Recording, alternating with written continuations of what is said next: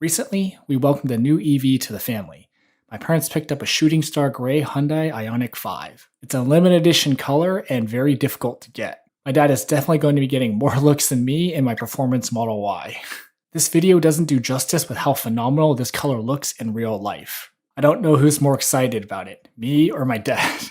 They bought the SEL variant, which is the middle variant, and the rear-wheel drive variant for maximum range.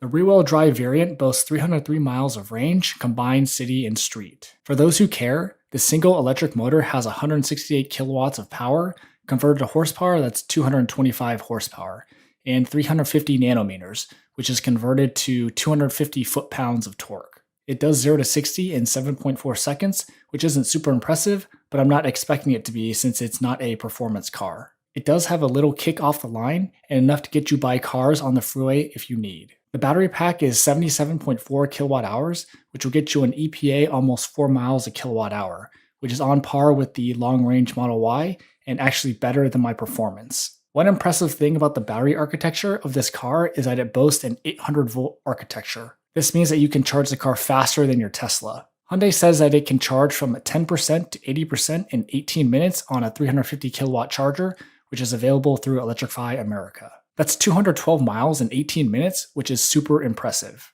A bathroom break and plug-in, and before you get back, you'll be ready to go on your next leg of your journey. I love the way, in particular, the exterior looks.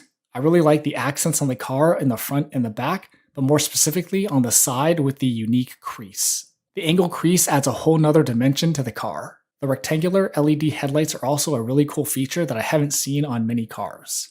And same with the taillights as well. Really nice looking and has some definite style. The interior is also really nice. The SEL variant comes with leather, which always gives a more premium feel. The door cards I thought were kind of unique in the way you grab the door to open and close. The steering wheel is semi-minimalistic and there aren't a crazy amount of buttons, which I can appreciate. There are two 12.3-inch screens to monitor driving data and for your navigation system plus settings. This variant has customizable ambient lighting, 64 colors to choose from, which gives it a really RGB feel for sure.